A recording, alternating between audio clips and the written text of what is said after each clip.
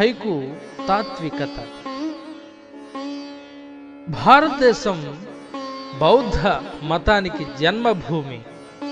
బౌద్ధం మహాయానం, హీనయానం అని 2 విధాలుగా వేరుపడి మహాయాన శాఖ తూర్పు ఆసియా దేశాలైన చైనా, జపాన్లలో విశేష ప్రాచుర్యాన్ని పొందింది. ఆ విధంగా చైనా చేరుకున్న మహాయాన శాఖలోని ధ్యాన ప్రక్రియను వృద్ధి చేసి బోధి ధర్మ జీవించడమే కళగా ప్రతిపాదించడం జరిగింది.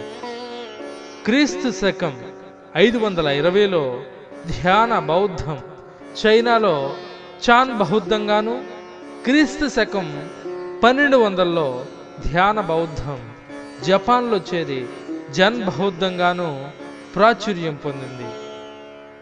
జన్ బౌద్ధంలో ధ్యాన ప్రక్రియ అత్యంత ప్రాముఖ్యత గల అంశం.